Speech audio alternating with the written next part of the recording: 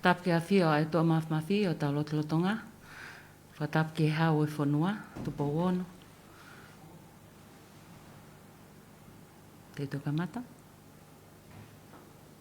Kamata.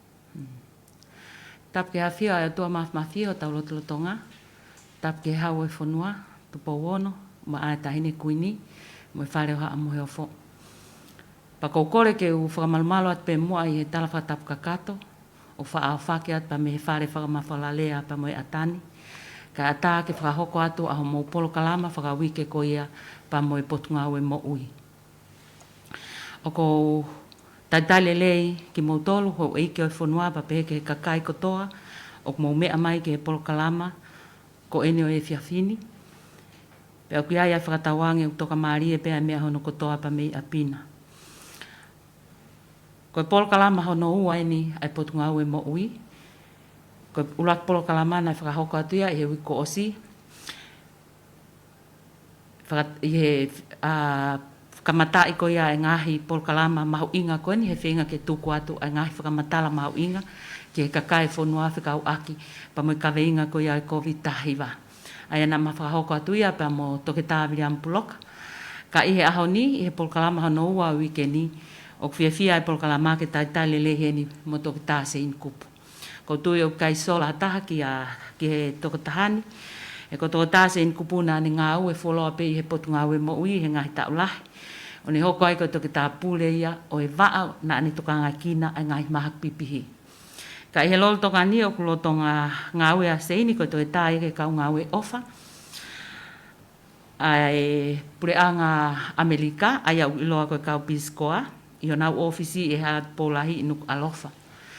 Koe kau tahani o whapaanga ia e he puleanga Amerika, ai a koe tau ene ni mongo fulu maa fitu, ai tu ai ofisi ni i tongan.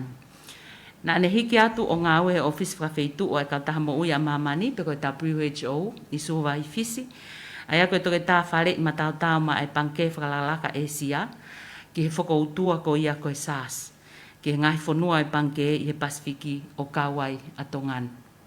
Nā ne hoko ato ngā ue koe toko tahwhare i matau tau, ki he mateuteu ki he pentemiki, pe koe toko mahak whakamamana lahi o i fulu, i he ofisi o SPC i hata ue fitu. Pea ne whok mai eni ki he potu ngā ue mo ui, pea ne whok mai ki he potu ngā ue mo ui koe ofisa whare i, pe koe ha consultant ki hono toka ngai kina o ngāhi whakatamaki,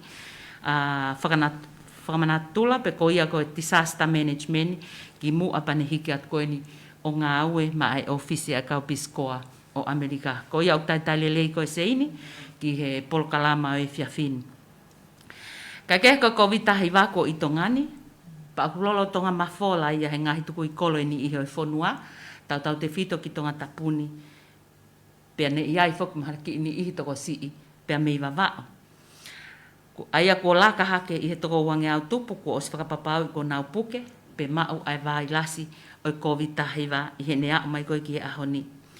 Pa koe kamata pe nia o e tau kakahake, ke tau wao ki he tumtumu o e whaipeau koe ni ku tau tofanga i tongani i he COVID tahiwa. Kai ke, koe mea kumau inga ke tari e he whonua koe COVID tahiwa ko i tonga. Pa hange koe lau ato ta mapa ploka i he ngahi polo kalama ki mua, koe tau whakawhonua e ni o tau whai. Koe tau ai whonua mohono whiri koe vailasi COVID tahiwa. Pa ko hono whai ngataa o e tau ko e ni pe koe whewha uhi o tau whai, he kui kai ke tau malawa o sio ki he whiri ko e ni.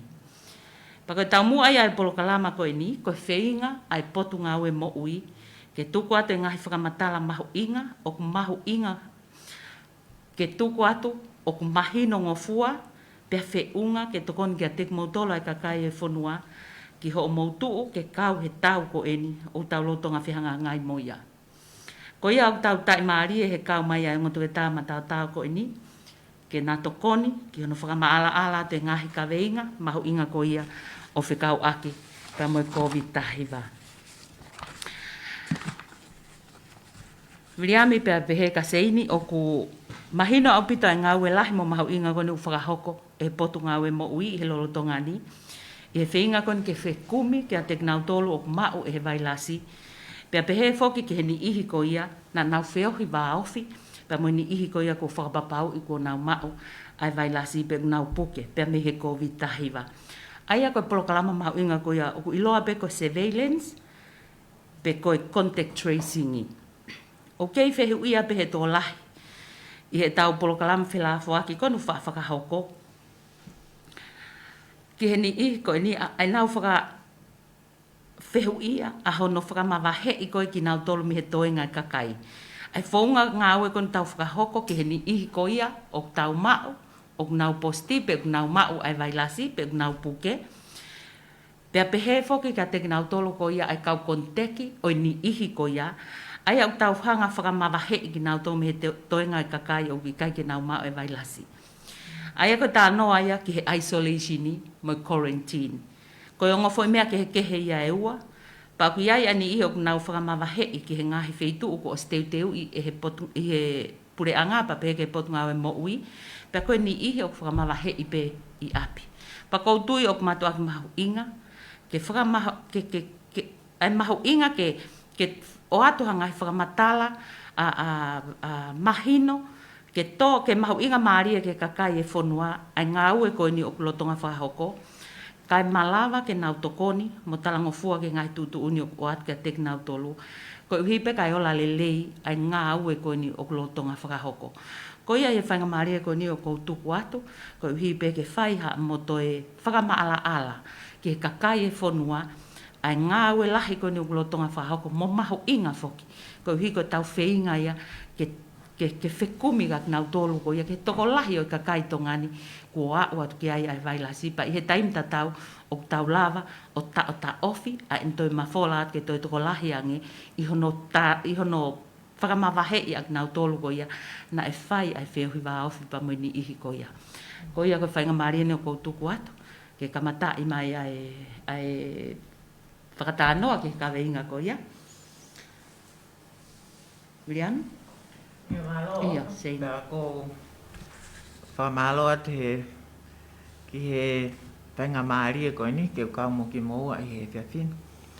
Ka te ukamata pehe ko tau polokalama foke pe vahe aki pe ai ngai umo oni mea ko ni sai ka pa te tau sio ki he hanga ko foi fa Britania na ngake ofa ko isolation pe mo quarantine o kuna o vahe i ngorea ko ni e foi factor la ta pe eta ko nga kokoe ko sivi koe o ku ya koe vailasi ta tawai pe asa faka ilonga ya koe pe kai ai ko foi factor uluaki a koe o tau sio ki ai ene pehe leva o atu leva ka koe ai ke ka koe ke foi rea koe ko isolation faka ma vahe koe ko nga ku ya koe ai vailasi tata wai pe ko ke asma ya koe ha tae moha mofi moha no mana va ko ne positive pe o si pa leva ke ka koe ki he kalas ko e isolate ko uinga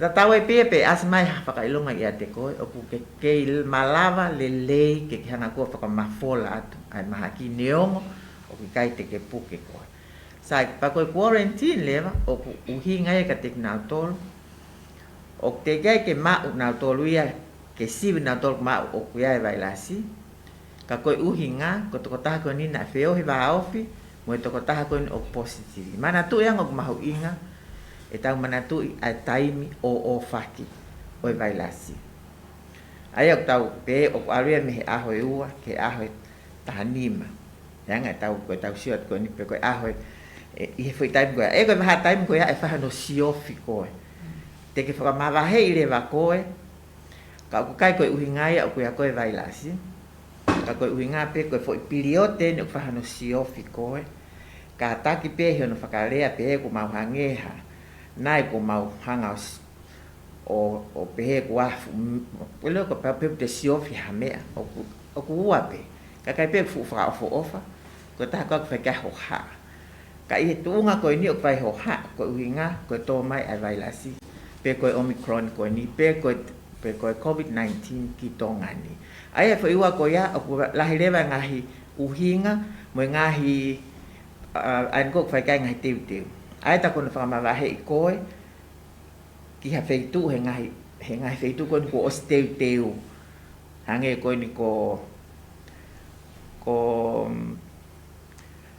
te ka ni talia I pe ko mak he mu ai he time ko ni o fa ma vai ko me to enga he ka malava pe leva ke me ko ke mana tu ko ne ilo ipe o ke ma o vai la sim fa to nga yang o ate atalai apot ngai mo ke fa ma vai ko ai leva ko nga me ai ko fa ma vai ko vai lava pe ni I fa ma vai fa ta pe ko pa mo ka inga ko o ko tata te fite fa ko lahi ta me ko ni ko yang nofo ko ta no fa ka tonga te ta no fa tolo me ta to ko lahi ka ke pe ko pe mo ngo matua ka pa ko ke osmari ko mo mari mo ngo matua pe ko family ho mari nga malava le to ko lahi ene pe he o tu la ve ngo fu le to enga ko o ka ka mo no fu ko I apetaha Kapale ba o sange ku tesi na tori ula tesi kuna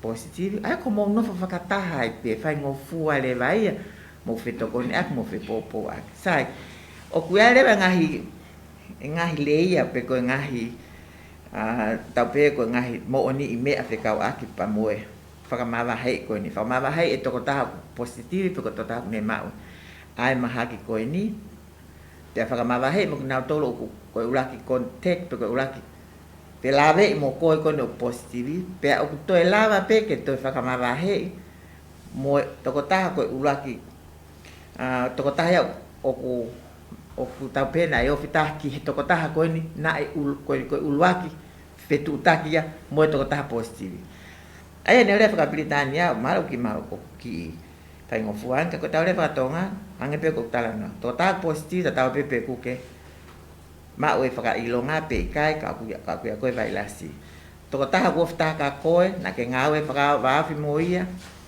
pa fa ma va he ko te mo to ta o ko to ta na yo ke to ta na yo ta ka ko I think foi tolo ko ni ko me ko ni ko pe ka te ka ko pe ke nga ta foi fa mata la ko ni ka to ka viran ke ni ho ko at foi tala no ko ke foi to tolo ko ya te ka at mo ta u fe tu ko no ta te mo no fa fai ke ngai fe tu ko ni blai fo ke ai fe hu ia pe ko ha me ku tu ko ai he ma ke mo taria mo me ka o I ke ngai api o ko u process yen pa ko tu kai pe ko William ko off ke ma wa he pe ko tu o bi fo ang ia ke ta si o mo ta fa no malo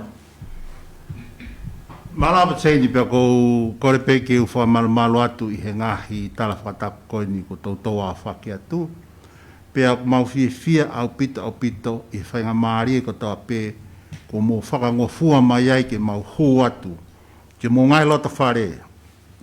Pe a lava ke tau wahe. Hangai whakaukau au ku makatu unga pe ia ke tau mau hatonga au ku mo uile rei. Mo hatonga o ko hawhaki tau mo ui. Nea ngoi whiri tae ha koe ni pe koe hangai koe whakarewa koe au wha. Koe tau whetakai ni pe moe whiri o kai ke tau lava sio ki ai. Nea ngoi ku tau o ngoi.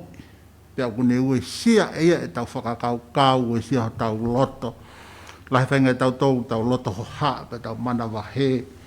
Ke konga lahi tau mana wasi ko ia. Koe hui koe kai ke tau whakapapau. Mo kai ke tau ilo pau, ai whiri kono tau whehangahangai mo ia. Monu hangai koe ngahi lawina tau whawhaiat ki mu a, o gie whenga maari e lahi o inasia tongani. Ko hui koe whou mai ngai whanua kehe. I ngahi wā I hala, pia lawa ke tau wako tau tolpe ai. O toki a mai koe ni taim ko hoko mai ai COVID tahai wā ki tau ngani, ko hau he whahinga riwanga, o ku ki anganga ngo fuange e tau whetakai mo ia. Ka neonga o kei maho inga o pita pe ke tau tokanga ki ai. O ku moina pita ngai whamatala ku whaati se ini, pa ko tiu mahina pe ngahi whatala se ini, koe hange koe whakarea nei whai o whaka se ini whaka, kono mala ene ta whaak koe ni ki ngahi mahak pipihi, tau te whito ke ngahi mahak pipihi ko ia o tō whakamaman lahi. Koe whie tokone te aku ke poupou at pe ke whamatara ko os whai atu. Koe ngai whonga ka atoa koe ni. Koe ngai whonga ia o whaka ehi. Mana tu o kia fai to o ia, ke tau fai to aki ai mahaki koe ni ko COVID tahi wa. Ko mea pe tau falala ki ai ko tau ngawe ake ngahi to onga mo ui whakaluku fua a ki tau tolko toe kakai ke tau kau whakataha no whai ngahi to onga mo ui ko ia pea e lawa rewa he whainga to onga he tau kau whakataha ke tau hanga o ta ofi ai mahaki pea meni hume ke ki tau tolu pe tau te fito ke ua te mawhola atu. Ai ko uhinga koe ne ngahi whakamawahe koe ne o whai o uhinga pe ia he ke kia whai to ko tau kai ke tau loto ke oanga whainga maarie ke vailasi ke ne hanga ue sia tamaki hataha. Pea kai ke ngatai ka ke toko si iange whahinga koe o mawhola ki ai vailasi. Ai koe uhinga ia koe o ni whakamawahe koe nuk tau whai koe foi whonga pe tau ngai aki. Taimi koe iai peha nihi a te motolo mo manati ki ai. Na iai ai taimi na tau whi ao mai ai pe mahaki koe ni koe kiria hange koe whakatapu. Na kai kia hano whai to'o ia ona. Ko si kainga ko ia na e whakamawahe ki nau tolu na eki motu fisiko mako ngai na awe nau tolu ki ai. Ia motu i Hawaii ko Molokai na awe ki nau tolu ki ai. Aia kono awe pe ki nau tolu ki ai ko kai kia whai to'o ia ka kono whakamawahe pe ki nau tolu ke ua toe mawhola te mahaki ki he toinga koe kakai. Ko whenga whakakau ta tau pia mo ia koe tau lotonga whai ko he taimini. Ko hi ko kai koe kia whai to'o, ko mea e whongani u tau ngā ki kono whakamawahe kakai. Sai, o mahina o pitarewa ai mahu inga o e whoinga whakamawahe koe ni o mataua e ne haa mai hange ko mea ne whamatala kia se ini.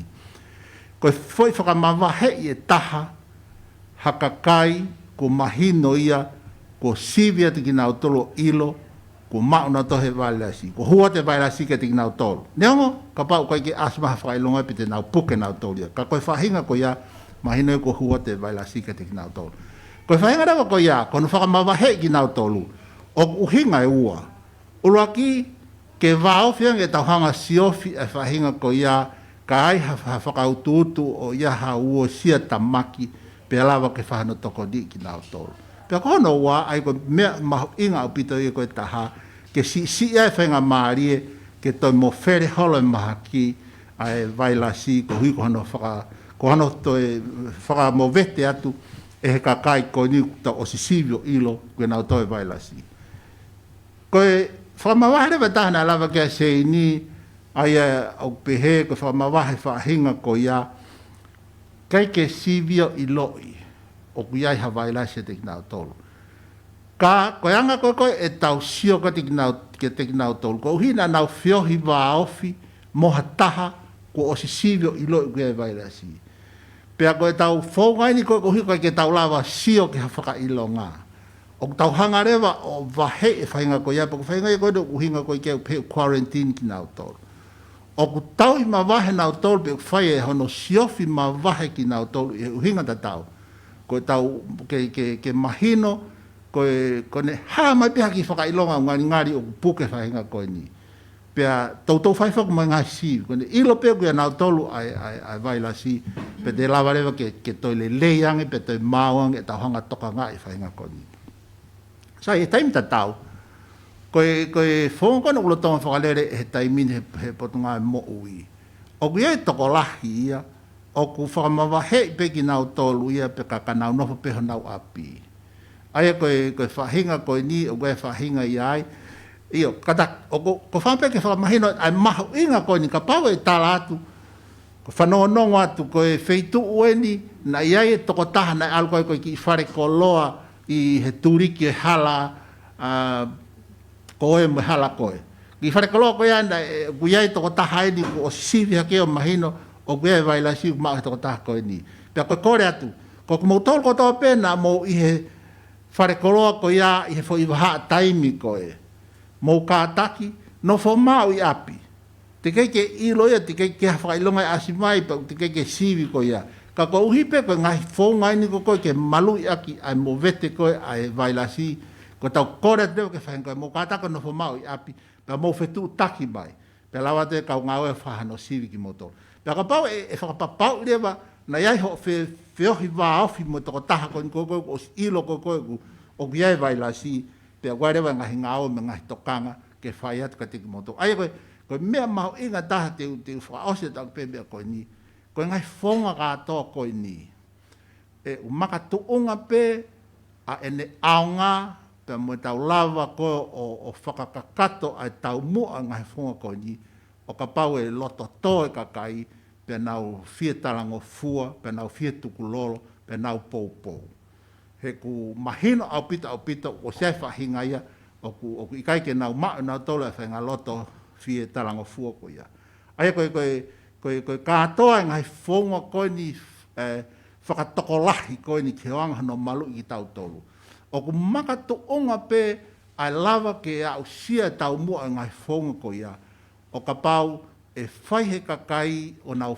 whai le rei o kai ko ngā ko sio maa tahpe ko mo wiri fia ki he ha ka mo whai pe moto mea le rei pe mo whai mea totonu ko mea totonu pe ko ke whai pe ko re pe mo whamarati ki he kakai ko tau whanonga mai ko ni neongo ki alpe a kotoa ue pe ai ngahi ai kakai fo o mau ki nau tolu ka kapau ne tai oa ho mo tokoni mai o tokoni ke whaunga ko ni o ku ngawe aki ko hiu ko kia whai toka ko kore atu pe ke mo whakamawahe ki mo tolu pe ko whakamawahe ko hiu ko o hua te vailasi pe ko whakamawahe ke siofi naa iloange ko hui na ke whiohi waafi mo tahu ke vailasi pe naa iloange o ha mai ngai whakailonga ko ke mao e vailasi pe siviat ko ilo ko mao e vailasi ai ko tau moa lahi ke tau hanga whakasi si e ma fola e vailasi neongo ko tau ostari ko e vailasi en ko soko mai tongani malo pito seini ba pe ka viliami ngai whakamatala mahu inga kon ko tuku atu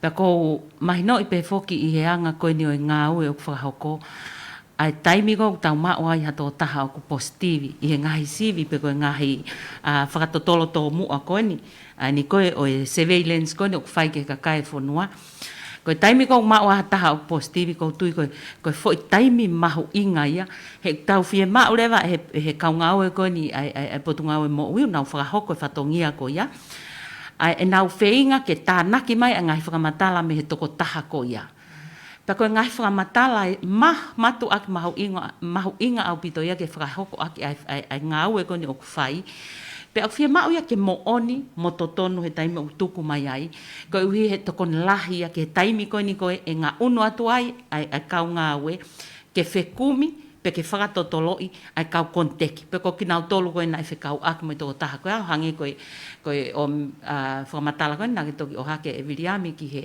ngahi wheituu ai na mauhanga pe o whaafanogonongo atu i ngahi polokalama koe wheituu toka ngai kina makehe o ape koe places of interest ai ako ngai wheituu na e ia i ni ihi koe ni nai o si mau nau positivi pe au fie mau ia ke ko nau tona iai ke nau tā mai mo whetu tak mai ke he whika ko ni oku o atu. Ka ku iai pe no whakatoga ngai, o ku kai pe ke toko lahi ani ihi ako nau whetu tak mai e ngai whanongonongo ko ia. Ka ko tui ko mea mahu inga e polo kalama ko ni ke whakaau atu pe ki he ngai lotu whare o kakai o i whonua ka kua iai rewa taha o ku positivi. Sivi ato mau o ku iai ai vailasi pe o ku puke, pe o ku ikai puke ka ku whakapapau o ne mau e vailasi. O mahu inga o pito ho o tokoni, aki ho o mai a ngahi whakamatala to tonu, pe he ki he kakai na ake wheohi moia. He kokoe peia te ke hanga o ilo, kakato, ki he ngahi mea koe a, pea pe he ke he ngahi wheitu na ke iai. Ko ihi kai lava, e he polokalama ngā au e koe ni o surveillance me contact tracing ke tau lava whakamā opo mai, aki ai lahi taha te tau wala lava, ko ihi kai lava ki ta ota ofi ai, ma fola lahi at koe ni, ai vailasi ke ngahi toi whetu uke ho toi wesiani ike. Pakau tui koe mea mahu inga taha o ko whatonga i he tawha aki koe ni. Ai tau wheinga koe hanga koe mea tautou lawe mau peki ai aviriami. Ke oua na tau oanga whainga maalie ki he vailasi ke toi mawhola atu o whai aha puke whakatoko lahi. Koe hipe koe ki na tula o i vailasi pa moianga o ene wheliuri, malawa koe ke wheliuri wake ki hanu ngahi whakawhotunga fo o, pe koe ngahi new variant, e malawa ia i he taimkoe te tauhanga tukuanga whainga maarie, ke whai ai ha mawhola whakatoko lahi ai o hoko ha puke whakatoko lahi tongani. Ka kouru tui koe ngahi whakamatala mahu inga koe ko mo tuku atu, e tokoni lahi ia, ki he kakai koe ni, e ngahi tuku i kolo ko nau ia hani ihe ko osi ma o nau ma o vai lasi pe pehe ko hani ihi ko ka konteki ka to kon la ya ngai whakamatala ko ni ke whakaloloto ai e nau ilo pe ai kai ko ia pe kai whakaiwi ai ki nau tolo ke nau popo mai ki ngā ue ko ni o tau whakahoko. O mahino whako o stuku atu e he pure anga pe ngā ue ake he pure anga e whai sistem ko ia o tolu ilanu pe ko traffic light. Pa koutui koe whaunga mahu inga au pito eni, o mahu inga au pito ke tau, ai ngahi whaunga koni ko tuku atu e pure, a ngā hono ngā ue aki e tolu i lanu. Ko uhi pehe tokoni lahi ake ngā ue lahi koni whai, e he potu ngā ue mo ui, tau te whito ke ngahi ngā ue koni na tau lawe ki ai, i he whehui fuka aulu aki. Ka koe tau whainga a whoki, koe whainga ke ta ofe ai pe ma whola e vai lasi, ke toi lahi ange. Pe au ki kai ko ia pe ka ku os mahino ko ne alko ke lahiange o ku iai hono ngahi ha o ikai ke mo ui pe ai tangata ka e iai ene wesi ai ke tu nga fra ekonomi ka tu nga fra sosiale o fonua fra lukfua pa ko iai ai mahu inga o talanoa ki he tafaaki ko ni he ku iai ai ngahi lao o nofo ai ngahi ngau e ko no tau fai pe aku koutu pe ku o ku osmea ipe e kakai e fonua ai lao ko ni ke mo ui ai kakai pe ko public health act ko ngahi ngawe ko toa ko no fai o kawa ipe klontini mo contact tracing mo ngahi ngawe ko toa ko ya o ku i he malmalu ya lao ko ya ka ko tuange atu pe ai fai mari ko ni ke mo ki flave ange ki mahu inga o foi system ko ni o tolu ilanu pe ko traffic light ki ngā ue whakafonua ko no tau whai ki no tau i o COVID tahiwa. Malau pito ofa pe ko tui o ku na ku iau ki whiri pe kame o tau ngai ke traffic light ko kia tau maa mahala tau toi tongani. Ka ko amanaki pe pa ko tui pe maha kono uhinga pe o ku to lai pe tau sio fai wa mo tau fai ko lawat ki muri pe tau ilo ai uhinga ko o mama hala ka mahala o mahino au pito pe ai ngau ake lan kulo ku hinga ki ke tu pe a ko tai ko ku engenga mai mama pe lan mori pe ku hinga mai ke teu ke tu pe ko teu ke alo pe ko to alo ko ke lanu mata poko te time lewa ko ke alo ai. Ko time ni fo o tau helanu mori. Aya o tau teu pe o ke tau tu pe teu ke tau alo. Ai o tau tu he foi time ko ai na mantui fo na tau lanu kulokola. Na tau tu au pito. Time ko na fai ai e whakataputapu e tau alo horopa tau nofo malu he foi wike ua tu ke pe nga fi aha koe tu site mo falaite na ngo fu ke tau alo horo ai. Na ki mana ki lan mata ke mama ngai ako ya ka ko no toenga ko fu wike wa na tau kulokola ko ke te o ku na e fai apita ngai ngawe lahi no finga ke fo tu ko ha me fa ka ngofua ko ha me fa ka ngaloku ko ha me o ma inga ke tapu ko te ko lau mari e fa ka kau ko ni ko hono fa ka papau o ku lava ke tau ngawe e tau mauanga mo ui. O ke he ako, o ke whai ngahi ngawe, awa ngahi whare koloa, ngahi ngawe anga. Ai ko tau tokanga i he tau ngahi mauanga mo ui. Whapapalangi o ngā ke whaidea koe livelihood.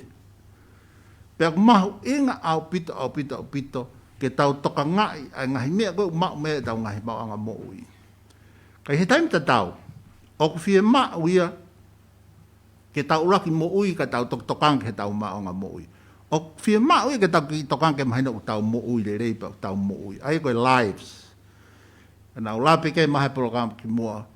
Koe taimene o ku whekāmaki ho tau loto i he tau whiri ke lives pe koe livelihood. Ka nau whokotu atu o ku ikai ko uhingai ke tau whiri ki he taha ka tukuang he taha. Ko pau ke tau ngāia ke ha whonga ke tau tokanga i lo ua.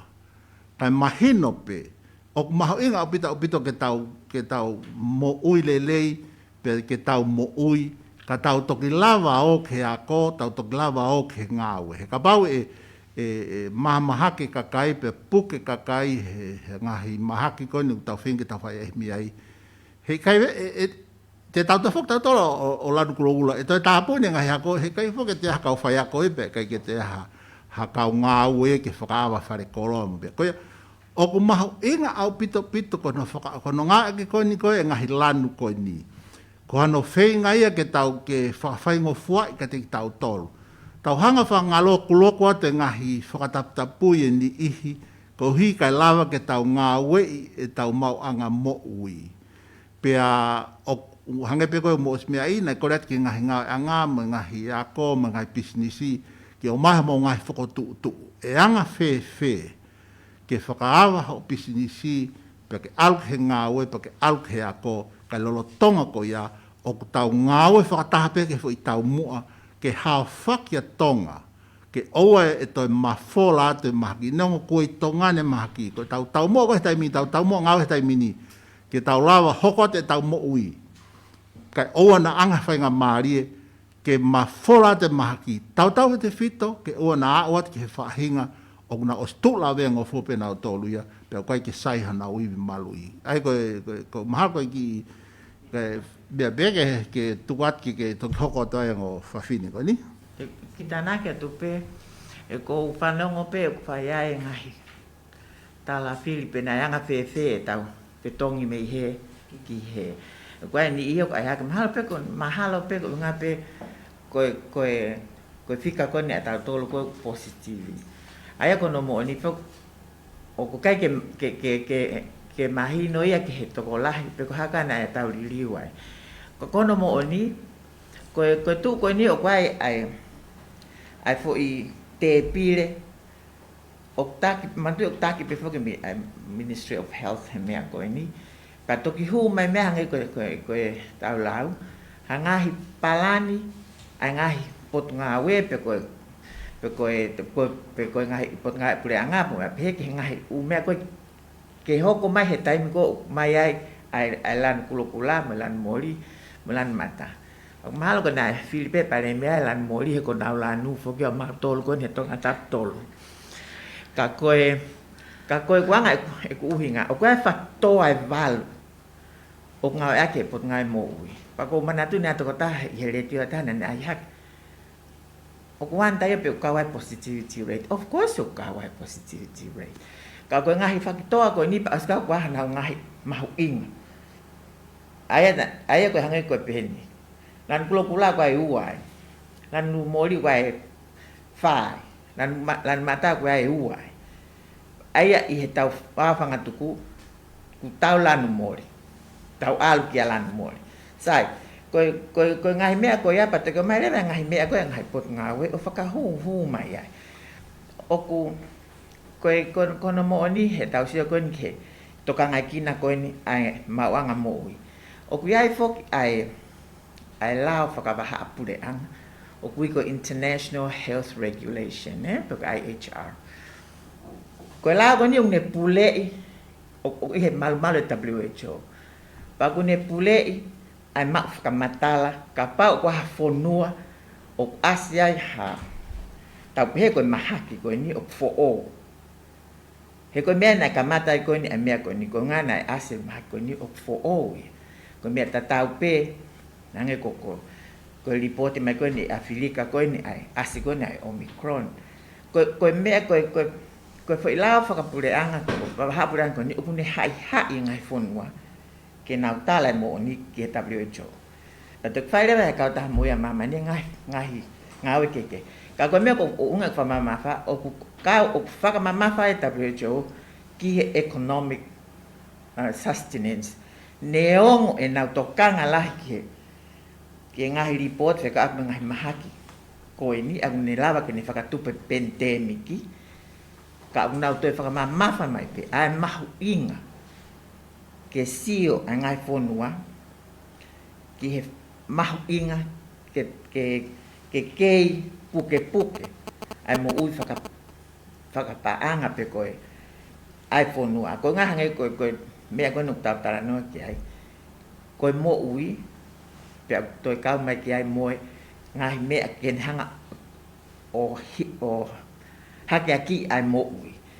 Ai ko tau sio ko na tu ko ango ua ko ni o puna fu fe po aki la. Ya ngai fo no ko ke fe le ak terminim na pena total. Rele tato he economica e expense asi kakai fo no.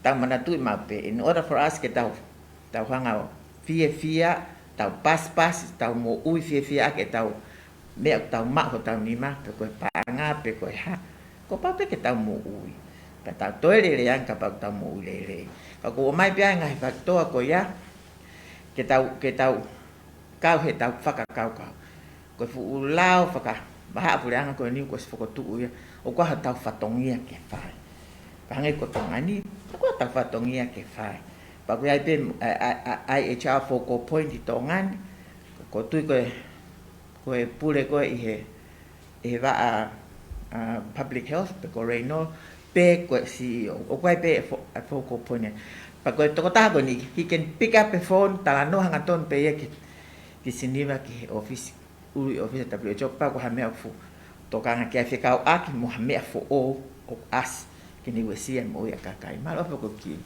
malo tseni ke fa matala fa ma ala ko ya ko ke o mai pena ia i pe foke uhinga no o hake o ka veinga ko ni he fa to fehu ia mai foki i tau poloklama fela faki e ni ihi o nau pehe o nau ngo i o nau popula i ngahi tu uni ko no tau fai pe pehe ki he ngahi ngau e fa hok fatongia ko no fa hoko pe kwa o pe ia ke o hake e ka ngau e lai ne mo ko ni patau te fito tau ka ngau i he potunga we ahono i te ngia ki nau tolu. Ehe ni ihi i he taimu una wa tai koe ke whakahoko a ngā we.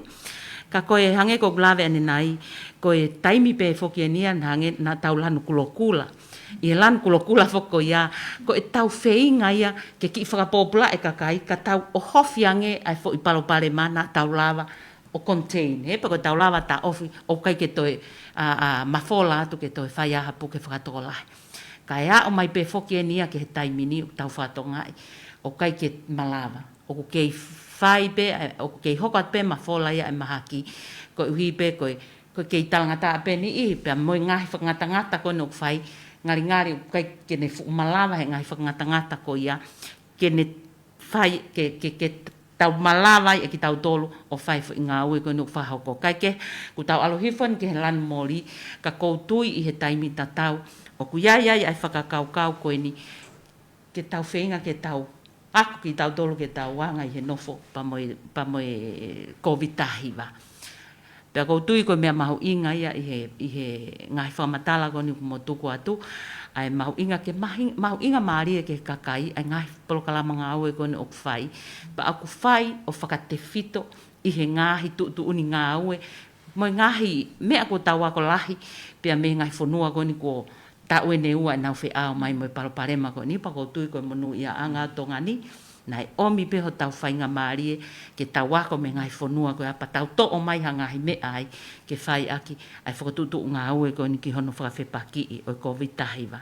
Kai ke koe anga ia e tau sio pa te tau e toki tāla pe he anga alo ai taimi ki he anga o e tau whetakai koe ni pa mo e vailase o COVID-tahi wa he ea o atu pe ki hangahi taimi ngari te tau whakanga loku ai peo tau whoki tau tolu ke lanu mata.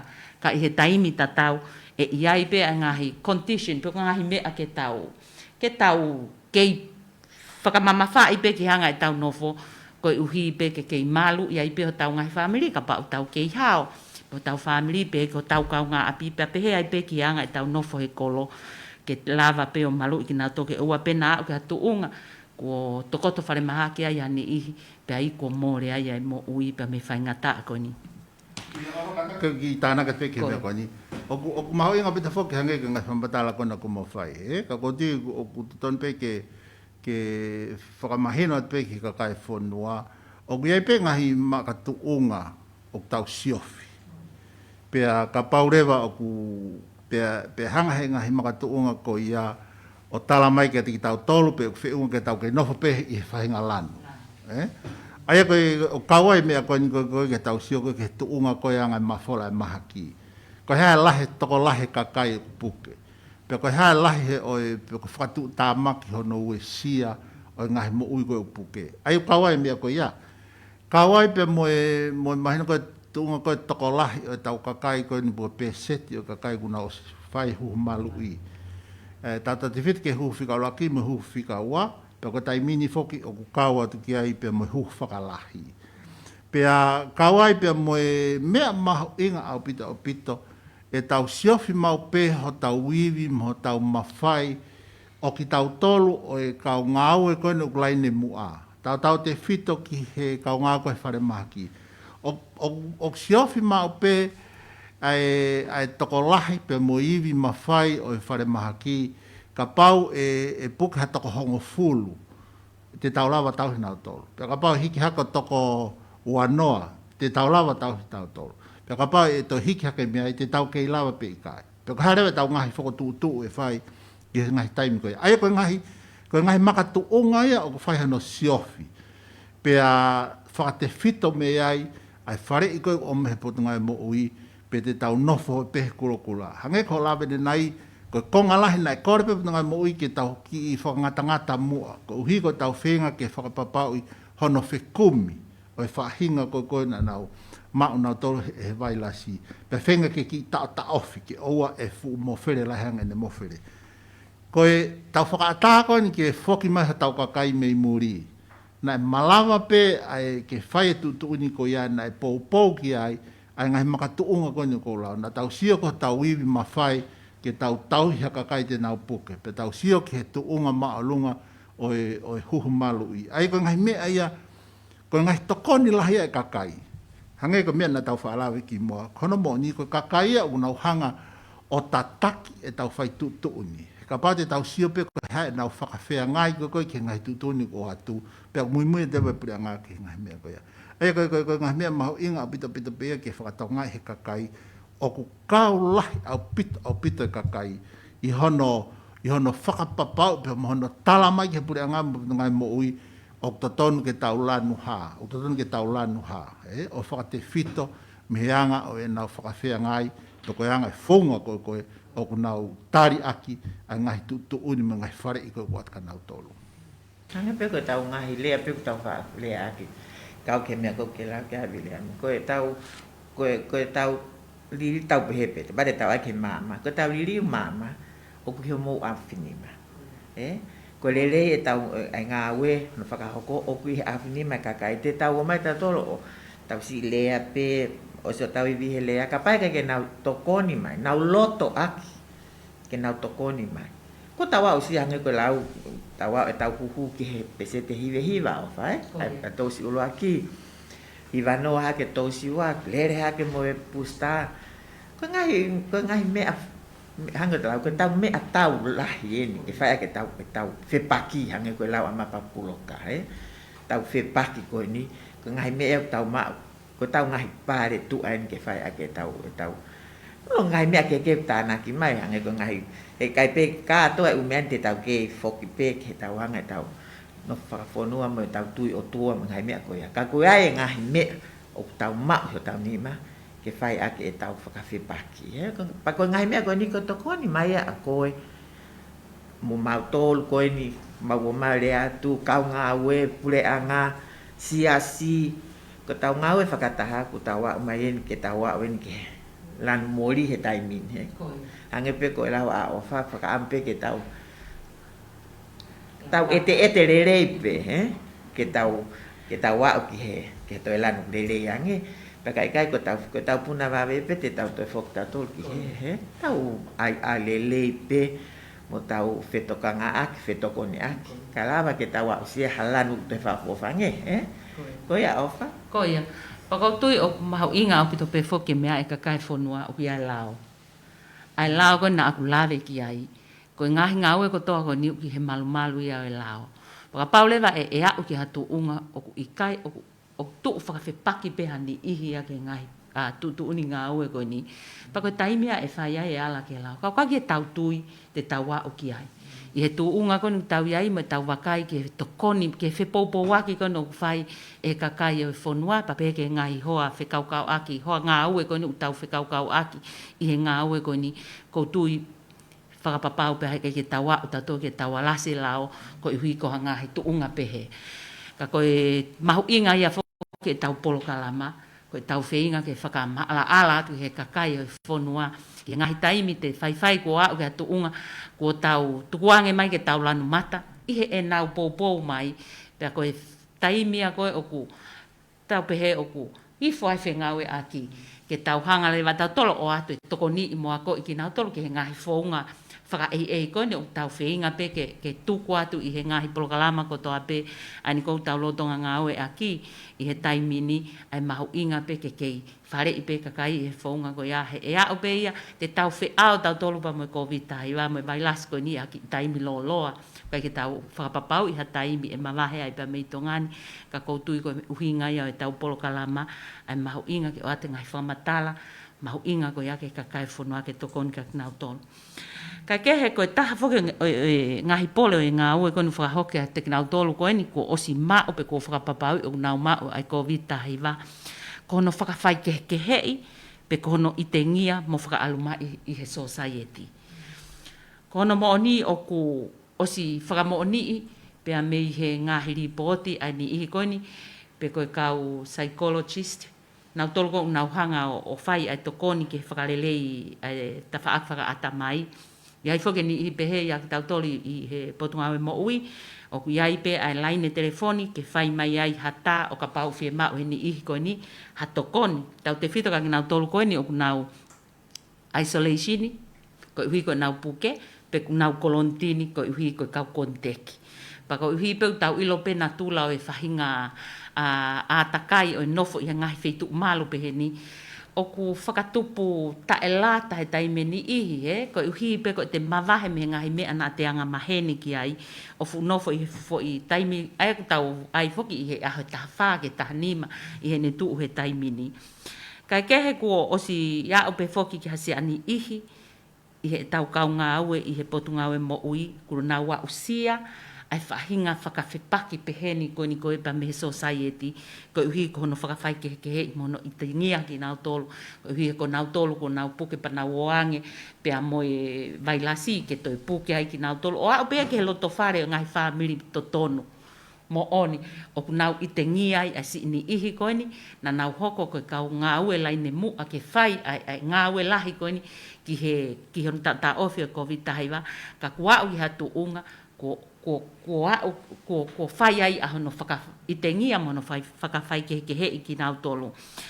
Ka koe haa mo whare ki he kakai whanua whakaapa mo i whahinga palo parema ko e ni, aia o koutui whakapapau o i kai ke tokoni e nia ki he ngā ue konu tau whakaamu ko ke whahoko, ka kune hanga ia tawhunaki ai ngahi whaingataa lahi ke toe, whakawhaingataa ia e whakahoko whatongia pa i he taimi tatau tene ue si ai, ai tuunga whaka mo'ui, whaka loto mo whaka atamai koe ni, ai si ini ihi koe ni o nau puke, pe o nau hoko koe kau konteki, o hani ihi koe whakapapau o nau puke i he COVID. Ka koutuku at peke o haha mo talanoa, Miriam, ki he paloparema koe amo ine uesia ngā ue koe ni o tau whakahoko. Ia, o mone a pito pia koutui koe tahaia he natula whakae tangata, o ku tau whea mo pe moia. Ai tau hangepe o tau koe konga lahi ke te au hi whakaukau o lahi pe kakai o ku nau whaenga he uhinga koe ni koe uhi he whakanatula pe e nau whie mau ke mahina o ku nau hao pe mahina o koe kia whaingata e hako ka nau tolu. Pea koe whahinga rewa koe e pea koe ki tau tolu rewa ia o tau whainga tau tolu he ngai ke tau hanga whakahi pea koe ke tau hangarewa o tau pea mo konga lahi taha whoko koe mana wahe. Ai koe konga lahi koe tau mana wahe. Pea koe taimi ko o tau mana wahe ai. Pea koe alhangarewa e tau, o te hangarewa o tau sio ki tā ki tau tolu. Hangarewa o tau takisio pe tau tolu ke tau rerei pe koe tau tolu. Pea ngalo rewa e te tau tolu ia lau koe ni tau lotu. Lau o tau whewei tokai aki, lau o tau wheofa aki. Hange ko mōri ate ngai mea ko ia ko uhi ko tau mamafa tau tolu pe. Kamata pe ia ko, na uhinga le rei pe kamata e te ngoi pe ko te uhinga ke whinga ke te hao. Maha ko ngoi whanatula pe te whinga kita ko te whinga ke te hao. Ka ko taha whoki e whai ke kehe o tau tolu ko ne tangata hange pe ko me ta fala ve ki ai o wai ngai makatuunga o e tau whakakaukau mo me tau tui ki ai mo tau ulungaanga pe o kune hanga e o whakakenga e tau toonga mo ui mo tau wanga e tau whakawhea ngai ki he tau kaunga mo ui pea o ku mahino au pito pe ia i he taimi konu hoko e whainga ta he mana wahe koe kakai. Pea ko tahia he mea whakaloloma mo oni. Mea whakamamahi mo oni ia ai e tau sio ki he whanuani o ke iaha ni ihi o nau whakaaluma. Kono mo ni e wai ni ihi pea tapu mo nau tolu o alo ai pe mo whainga lau maria e nau sio lalo. A mo nau sio nau tau hange pea. Hange whau nau pe nau tolu ia o koe ka mea kona nau puke ko hui ko i whamiri pea o ha mo ha. Ka hiri ko ia o ku kapau te mousio ke anga kone ngai fika ko ni me ka kai ko no puke na whamatarat he programa ta ko fonua maupa anga mo poto pe kau hanga mea ke kau ai a Britania kau a Amerika a o mai ki New Zealand mo Australia ko na tolu ia o na wa ke kai vela no ngawe ai vai la si ko hono uhinga, he koe ke ilo hei wailasia pe waha o sirini. Koe ke ilo pe na ke ako pe ikai. Ko ne whainga maari pe ke hua tia ka koe hua tia. Aia koe ko hafo uia o hataha. Pa kou tipe o whaampe ke mahino ke ka kai whanua. Ke o te tau sio ke hataha ko hui ka whainga ta. Kono mo ni, ko hataha ko whainga ta ia ko taha ko tonu ke tau tokoni ki ai. Ko tau hei tokoni ki ai. Ko ki lawa pe ke ai pe kai. Tukot pe ke aha mo lawa mai ki ai. Mau wape tau taimi. Toi aha tanak mai seni.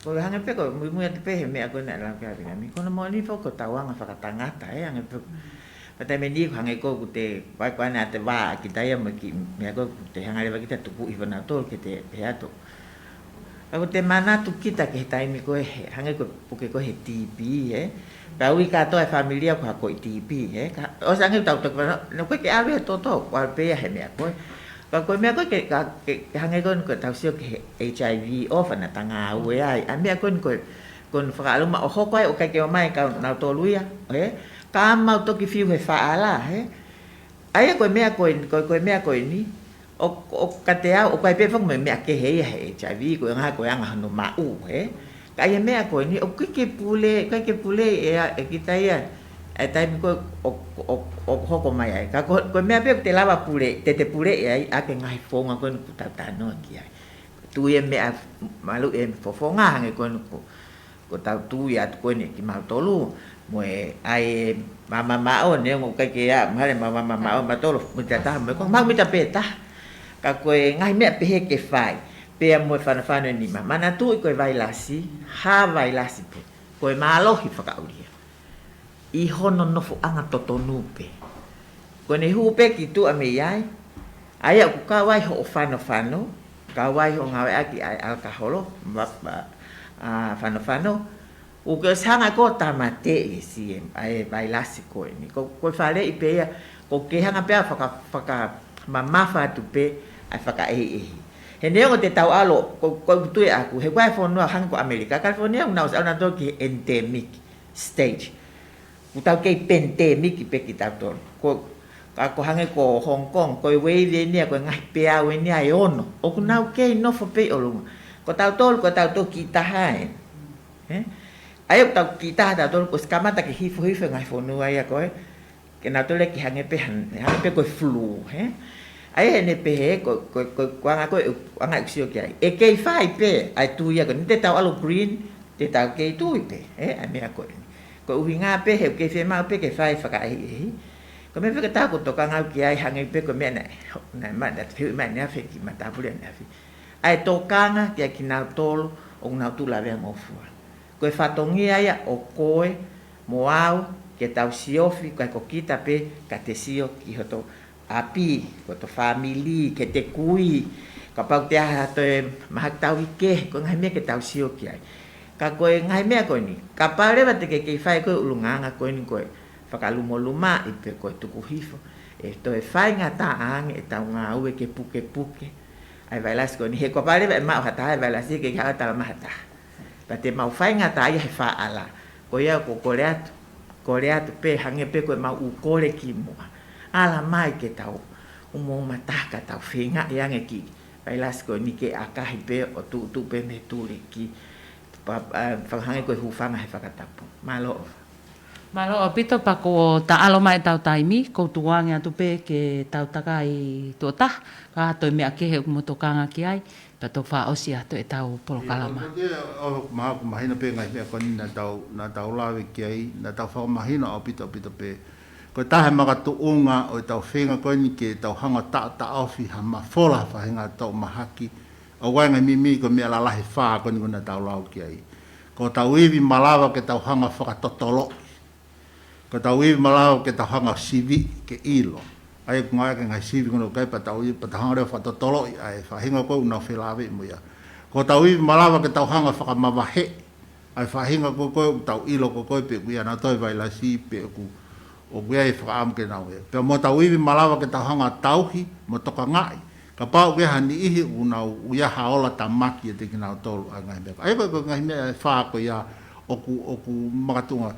Ka taa ngai mea whaako ia, maa koe ki mea whakamui mui pe tokanga koe ka taha puke e te tau aonga taiputu ngai mo ui. Koe toa ka toa ngai mea koe. Koe kakai pe ia te no hanga koe whai. Pa ko kore tua ke whaase mo kataka mo tuhaki o lunga ke tau whaki ki pasipasi pe mape wase me tau pasipasi pe ia ko tau whamalo ke tau front line workers ka ki pasipasi pe ka kai ki ngatai ka ko tau whamalo foki ngai whanua koe ni unau ofa mai a New Zealand, Australia o mai tau ngai whaito o mai ngai mea koe ia ko tiu mahu inga o pito ke tau pasipasi pe o whakahai ke tau fia ihe kakai koe unau tokoni mai pe whakaosia pe koe fu kakai tonga koe no unau ihe tapa ke ho mamani si vavae mai e nau ngahi mau anga nau whanki i ngesi kato o huai mai ke tau inasi ai marao pito ko tipe mahalo ko i marao ke ofa ke whaasa ka tau polokalama Lolotonga mea mai e kakai ko iahe o pe he lolotonga laivi e tau polokalama seini to iaha mea ke koe tokangi ai ko tui ko pe unga tu pe ngahi umea ko ni he ko umea ke pe tau lawe ki ai tau whamalo atu. Malo apito pe koe ngataanga eni o e tau polokalama, koe polokalama hono wā eni, pe kei hoko atu pe, whakawike, ai polokalama koe ni, i he wheinga i pe ai potunga ue mo ui ke tuku atu ai ngahi whakamatala ko ia, pau tau taimari e pe koe uhi koe i he tau kau whakataha mo i ngoma tau koe ni, ke nā wahe mai ai tau kei pa mo e ilo, i he malae nana iai, mo ngai wheitu ke nana iai, ke tokoni mai ke ngā ue kone potunga ue mo ui o whakahoko. Pea ko lo whakaampe ke u a whakamalo i atu ai kakai kotoa pe o e whanua, i he whetākini mau tau whai, pea mo e potunga ue mo ui i he ngā ue lahi kone o ku whakahoko.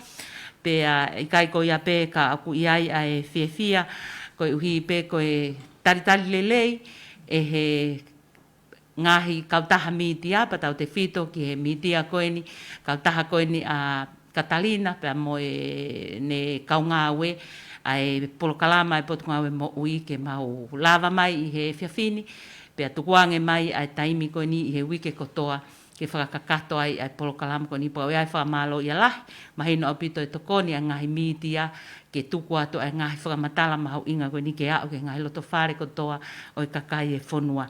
Ko ia ko whewhakao se pe ai whakafofonga i atu ai 8 minister pa pehe ki he CEO mo e potunga ue i he ngahi whepopoa ki kotoa pe i he tapa kotoa e ngā ue o mau whainga ke whakahoko atu ke he whanua ko i ko whainga taa koe ni o COVID tahiwa o ki ai whakamalo loto hounga ia mo oni i he poupou pa mo e tokoni o ku mou whai ke whakawhainga maari ai ngā ue koe ni. Pea ke kai koe ngā tāeni, te tau kei hoko atu pe ai whenga ue aki koe ni, ka ku iai ai whakamalo lahi atu he o mou mea mai ke he polokalama o e whiawhini, mou mea tu au whātu. Tōne ki wāre ia. Whiwa whenge ha kumu whai exit.